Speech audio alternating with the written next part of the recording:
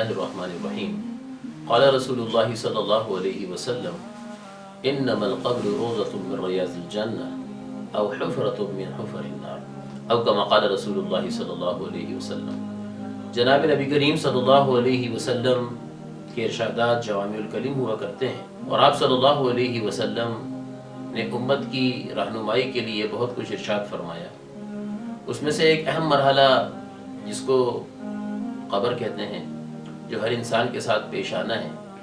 اس کے بارے میں نبی کریم صلی اللہ علیہ وسلم کا یہ ارشاد وارد ہوا کہ قبر جنت کے باغوں میں سے ایک باغ ہے یا جہنم کے گڑھوں میں سے ایک گڑھا ہے۔ اور یہ بات طے شدہ ہے شریعت کے اندر کہ جنت کا باغ قبر صرف اور صرف مومن کے لیے اور مسلم کے لیے بنے گی، کفار کے لیے کسی قسم کی کوئی گنجائش نہیں ہے، کیونکہ انہوں نے اپنی زندگی ساری کی ساری اللہ کی ناراضگی میں، رسول پاک علیہ الصلوۃ والسلام کی نافرمانی میں، یا اگر پچھلی امتوں کے تھے تو اپنے نبیوں کی نافرمانی میں گزاری، تو جس کی وجہ سے ان کی قبر جہنم کا گڑھا بنے گی۔ تو ہمارا موضوع اس وقت مومن کی قبر کا منظر ہے۔ بے شک قبر جنت کا ایک باغ ہے۔ سر کی آنکھ سے یہ بات سمجھ میں نہیں آتی، لیکن دل کی آنکھ سے اگر سوچا جائے تو شریعت ہمیں صرف رہنمائی کرتی ہے کہ بے شک یہ ایک زندگی کا نام ہے جس کو عالم برزخ کہتے ہیں، اور قبر کے اندر مختلف قسم کی نعمتوں کا ملنا یہ احادیث نبویہ صلی اللہ علیہ وسلم سے ثابت ہے۔ حدیث پاک میں آیا کہ جب ایک مومن اور نیک شخص قبر میں رکھا جاتا ہے تو قبر اس سے کہتی ہے کہ بہت مبارک ہے تیرا آنا، بہت اچھا کیا جو تو میرے پاس آ گیا، جتنے لوگ میری پشت پہ چلتے تھے تو ان سب میں سب سے زیادہ مجھے محبوب تھا، اور آج جب تو میرے پاس آیا ہے تو میرے بہترین سلوک کو بھی دیکھے گا۔ یہ کہہ کر وہ قبر اس کے لیے وسیع ہوتی چلی جاتی ہے، اور منتہائے نظر تک، جہاں تک مردے کی نظر جائے قبر وسیع ہو جاتی ہے، اور اس قبر میں مردے کے لیے ریشم کے بستر بچھا دیے جاتے ہیں، اور اس قبر میں اس مردے کے لیے مرد ہو یا عورت، امیر ہو یا غریب، بشرط یہ کہ ایمان والا ہو، نیک اور صالح ہو، متقی ہو، اللہ رسول کی اطاعت کرنے والا ہو، اس کے لیے جنت کی کھڑکی کھول دی جاتی ہے، اور وہاں کی ہوائیں اور خوشبوئیں وہ شخص وہاں پہ محسوس کرتا ہے۔ تو قبر کی زندگی یہ حق ہے، قبر کے اندر ثواب اور عذاب یہ حق ہے۔ تو مسلمانوں کو اس کی فکر کرنی چاہیے کہ جتنا ہم نے زمین کے اوپر رہنا ہے،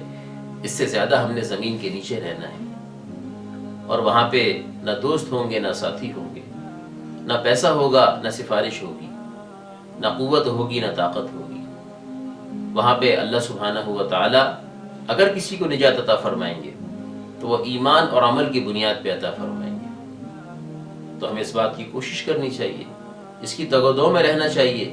کہ کس طریقے سے مرنے کے بعد کی زندگی اچھی ہو، اور برزخ کی زندگی میں جو اللہ سبحانہ و تعالیٰ نے ایمان والوں کے لیے انعامات رکھے ہیں، اللہ پاک ہم کو وہ نصیب فرما دے کہ ہماری روحیں اعلیٰ علیین کے اندر مزے کریں، اور ہمارے جسم قبروں کے اندر اللہ سبحانہ و تعالیٰ کی نعمتوں سے محظوظ ہوں اور مستفید ہوں۔ اس کے لیے اپنی زندگی کو فکر مندی کے ساتھ گزارنا، کہ کس طریقے سے یہ نعمتیں ہم کو حاصل ہو جائیں، اس پہ آنا بھی ہے، اس پہ اوروں کو لانا بھی ہے، اور اس کی کوشش بھی کرنی ہے، اور اس کی اللہ سبحانہ و تعالیٰ سے دعا بھی کرنی ہے کہ اے اللہ ہمارے مرنے کے بعد ہماری قبر کو جنت کا باغ بنا دے۔ لیکن جو مسلمان